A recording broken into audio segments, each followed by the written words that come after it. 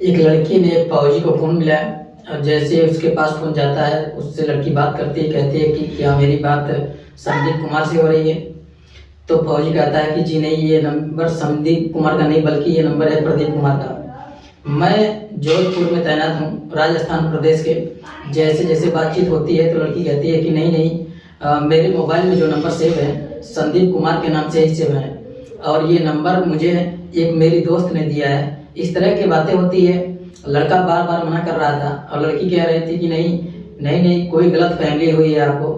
इसी तरह से थोड़ी तकरार होती है। तकरार होने के बाद फ़ोन कट जाता है। कटने के बाद फिर से 2-4 दिन के बाद फ़ोन आता है और जब फ़ोन आता है तो लड़का कहता है कि तुम्हें दोबारा फ़ोन करने की ज़रूरत क्यों महसूस की। तभी लड़की कहती है कि लड़की की आवाज़ सुनने के बाद न जाने कितने लोग वापस कॉल करते हैं, परेशान करते हैं और तुम हो कि बिल्कुल कुछ कहा ही नहीं। वाकई ये बात तुम्हारी मुझे बहुत अच्छी लगी, पसंद लगी। और जैसे ही इस फौजी को उसकी तारीफ की गई, फौजी थोड़ा सा लड्डू हो जाता है और इस लड़की से बातचीत करना शुरू कर देता है।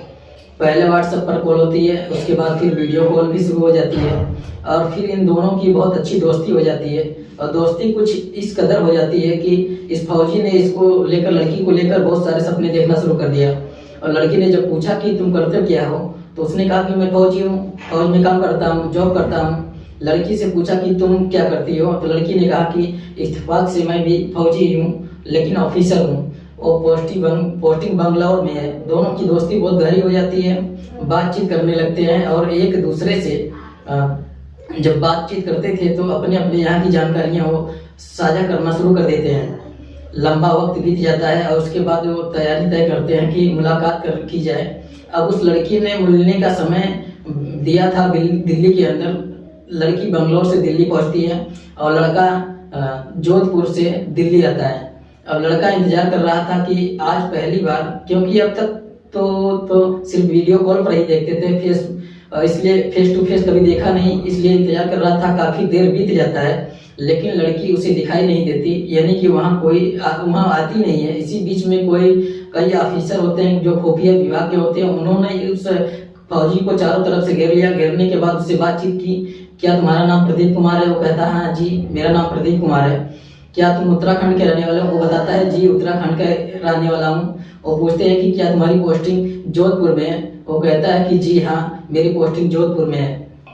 तभी फौजी कहता है कि तुम इतने सारे सवाल क्यों कर रहे हो? तो वो कहते हैं कि दरअसल तुम जिस लड़की से बात कर रहे थे वो लड़की पाकिस्तान के ISI की एजेंट है और तुम हमारे देश के साथ गद्दारी कर रहे हो। चलो अब सलाखों के पीछे। जब उस लड़के को ये बात बताई गई, यानी कि फौजी की बात बताई, तो फौजी को यकीन नहीं हुआ। अब तक जिस लड़की से वो बातचीत कर रहा था दरअसल वो पाकिस्तान के ISI की एजेंट होती है और हमारे यहाँ की खुफिया जानकारी लेने के बाद अपनी फौज को सशक्त कर रही थी, मजबूत कर रही थी और उसके हाथों उसका बात हो रहा था। आज की कहानी जो मैं सुनाने जा रहा हूँ, इस कहानी में कुछ ऐसा ही होता है। जब पुलिस ने उसे गिरफ्तार किया उसे यकीन नहीं हो रहा था कि जो हुआ है वो इतना बड़ा पाप कर दिया है।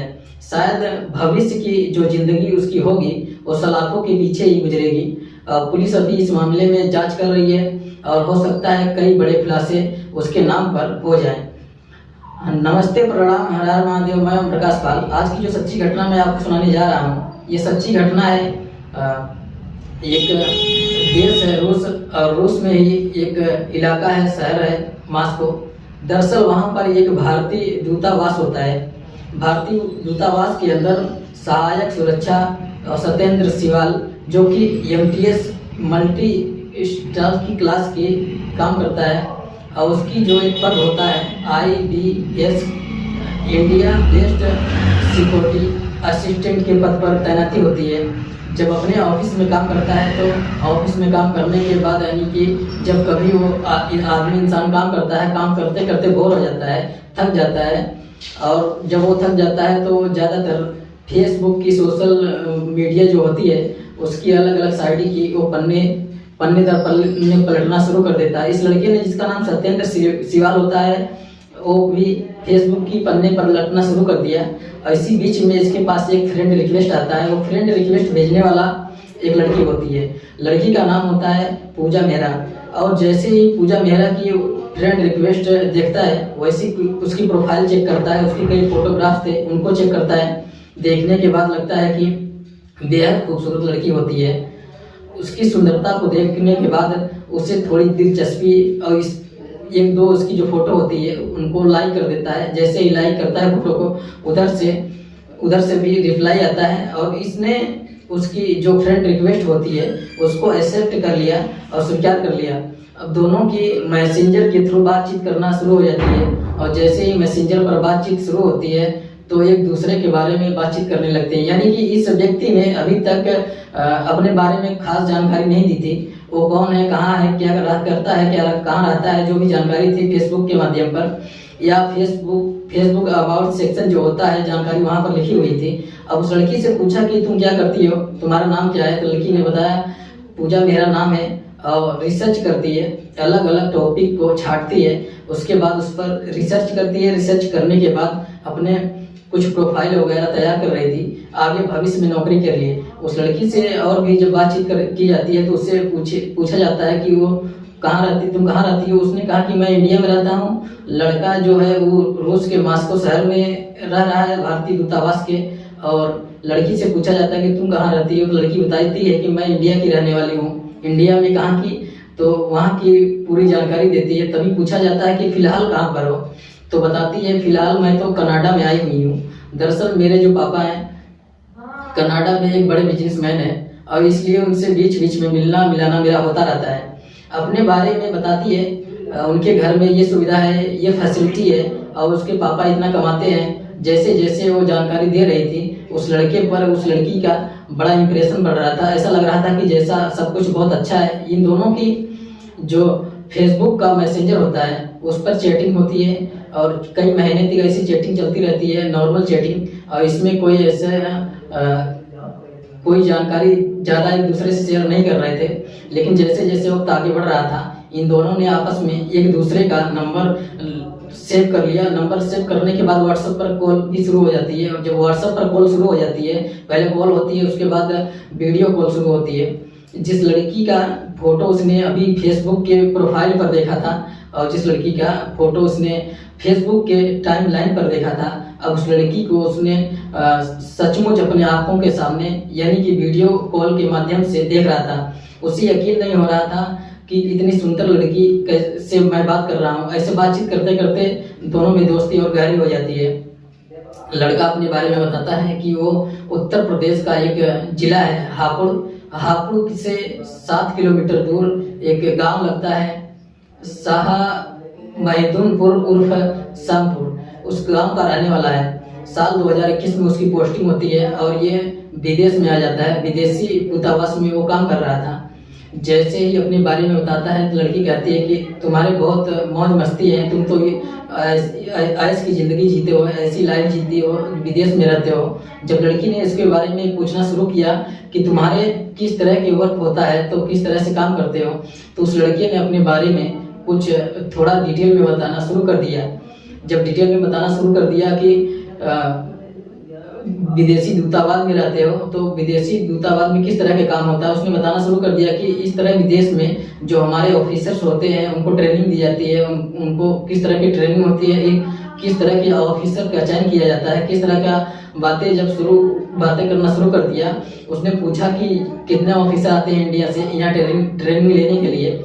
उस लड़की इच्छा इसलिए भी जग रही थी, वो कहती है कि वो रिसर्च करती है। जैसे ही उसने सोचा कि रिसर्च करने वाली है, ये तो चीज़ों को बहुत बारीकी से जानने वाली और खंगालने वाली है, इसलिए बताने में कोई एतराज़ नहीं है। उसने जो अपनी निजी जानकारी थी, ऐसी निजी जानकारी जो किसी से शेयर नहीं की जा रही थी, यानी कि विदेश में ट्रेनिंग लेने वाले ऑफिसरों के नाम पर कितने लोग रहते हैं, कहाँ रहते हैं, क्या करते हैं, क्या नहीं करते हैं, उनका बारीक से बारीक जानकारियाँ इस ऑफिसर ने देना शुरू कर दिया।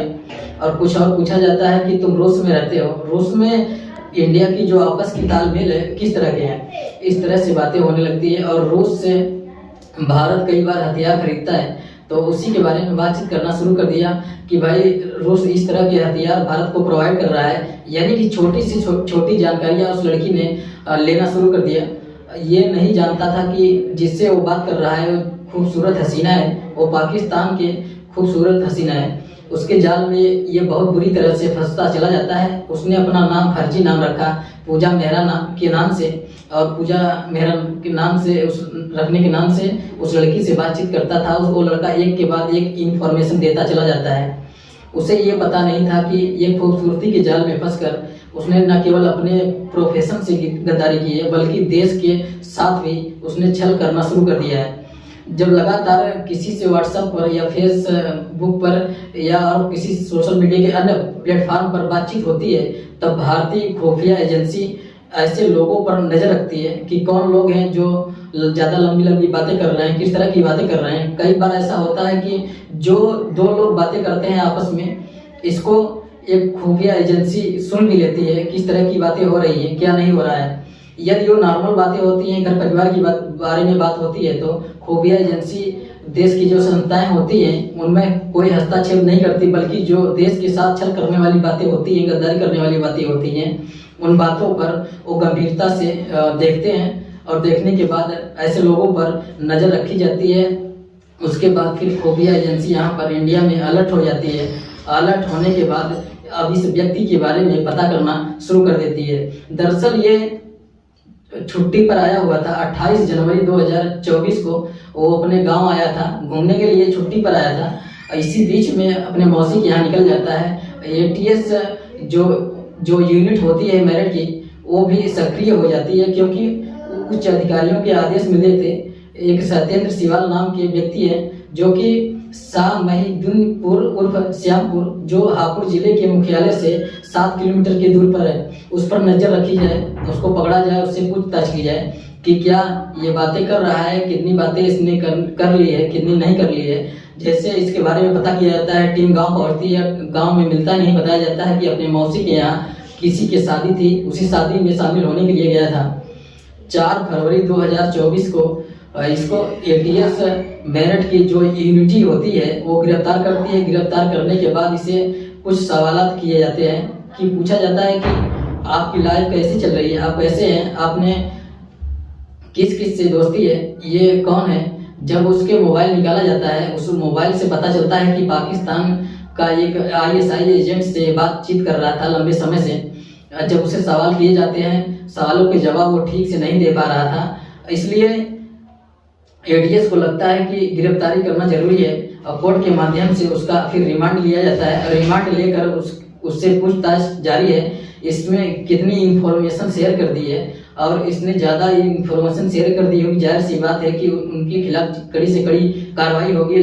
लेकिन जब ये अखबारों में खबर छपती है, सत्येंद्र सिवाल ने एक पाकिस्तान के खूबसूरत महिला के चक्कर में आकर अपने देश की जानकारियां दे दी, तो गांव के लोगों को यकीन नहीं हो रहा था।